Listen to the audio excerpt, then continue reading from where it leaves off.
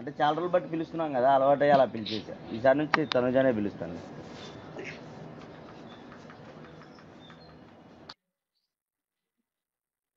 నేను ఒక్కసారి అంటే నువ్వు ఇలా అన్నావు, నువ్వు ఎన్నిసార్లు అన్నా నేను అసలు మామూలు తీసుకున్నానా? లేదు నేను నిజంగా లేదు, నేను కూడా నేను సరదా అన్నాను నిజంగా. అలా అయితే ఓకే పర్లేదు కానీ అలవాట్లు అన్నదే కదా. నేను నిజంగా సరదా అన్నాను. నేను దిప్పిపోవటానికి అన్నదే. నేను ఎప్పుడు అంటాను నిన్ను దిప్పిపొడిచాను? నేను ఎప్పుడన్నా ఇది దిప్పిపొడిచినట్టే చే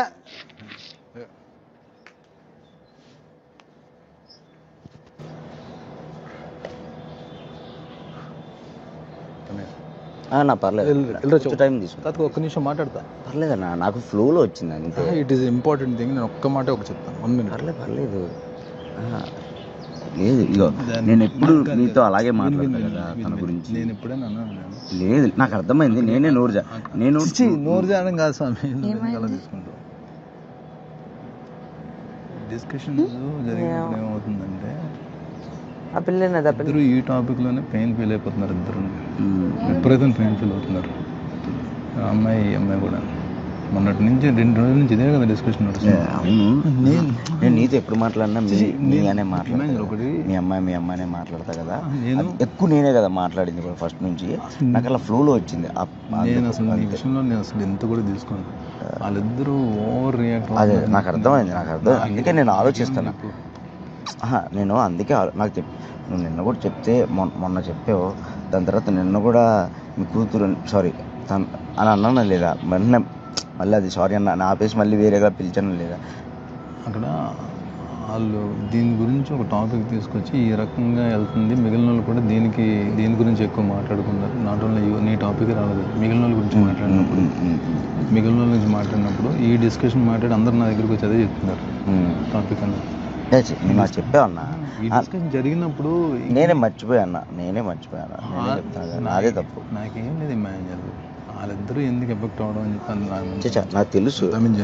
నేనే చెప్తాను కదా నాదే తప్ప నీ విషయంలో మాట్లాడిన తప్ప. నాకు ఈరోజు ఇంకో నీకు చెప్తున్నా 1% మీద కూడా ఆడి మీద కోపం కానీ ఏం కానీ లేదు.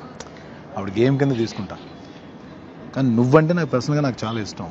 అది ఎవరు సంజనా గారి ఇన్ఫ్లుయెన్స్ చూసుకుని నీ మీద నాకు ఏదైనా చిన్నది కూడా ఇంత కూడా లేదు. వీళ్ళిద్దరు ఏంటంటే మొన్న ఎస్పెషల్లీ తనుజ నాన్న మనం అనుకున్నది తక్కువ కానీ స్ప్రెడ్ చేసింది ఎక్కువ అన్నట్టుగా మాట్లాడి చాలా తెగ ఫీల్ అయిపోయింది. ఎవరికి లేవు నాన్న బాండ్స్ లేవా అందు ఏంటంటే దాన్ని హైలైట్ చేసి మాట్లాడడం వలన వెళ్ళింది బయటకు అని చెప్పి ఓవర్గా ఫీల్ అయిపోయి ఇంకా వేరే రకంగా మాట్లాడుతుంది. ఇంకంతా అమ్మ వదిలే అమ్మ, దాని గురించి నేను దాని గురించి పెద్ద ఏం ఓవర్గా థింక్ చేయట్లేదు నేను. ఓకే నువ్వు పిల్లలుంటే పిలు. అప్పుడప్పుడు మళ్ళీ భరణి సార్ని పిలుస్తుంది ఇంటిగారంగా. దివ్య టాపిక్ ఎందుకు వచ్చిందంటే ఒక 2 days నుంచి ఇంకా తను హౌస్ నుంచి వెళ్ళిపోతాను వేరే మూడ్లో ఉండి ఏదేదో మాట్లాడుతుంది. అంటే తను ఏంటంటే నేను హౌస్లోకి వచ్చి తను వేరే పెయిన్లో వచ్చింది హౌస్లోకి. తెలుసు నాకు తెలుసు. వచ్చినప్పుడు ఎక్కడో కనెక్ట్ అయినప్పుడు ఏమవుతుందంటే ఒక చిన్న రిలీఫ్ అమ్మాయికి. దీన్ని కూడా నన్ను హైలైట్ చేసి అందరూ టార్గెట్ చేసేస్తున్నారు అని చెప్పి ఆ అమ్మాయి బాధపడుతుంది. అందుకే నేను చెప్పండి సర్లే అమ్మా మీరు నేను 1 day నేనే కావాలని కట్ చేశాను దివ్య టోటల్గా. చేసిన రోజు నైట్ అంతా ఏడుపు, ముందు రోజు ఏడుపు. సరే పెయిన్ లో ఉన్నారు కదా ఇద్దరు, ఎందుకులే అని చెప్పి ఉద్దేశం అన్నాను తప్ప నేను వేరే ఉద్దేశం.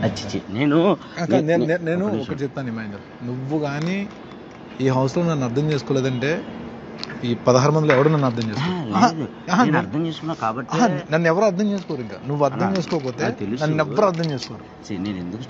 నేను మొత్తం అన్ని తిరిగి ఎండ్ ఇంకా బ్లాక్లన్నీ క్లోజ్ అయిపోయాను అనుకో. అప్పుడు పిలిచిన దగ్గర ఇమాజిన్ ఇలా ఉంది తెలుసు. నేను తనుజ గురించి వెళ్ళి మాట్లాడి ఇమాజిన్, దివ్య గురించి వెళ్ళి చెప్పి ఇమాజిన్ అని చెప్పేది నీకు హౌస్ లో ఎప్పటికైనా చెప్తాను.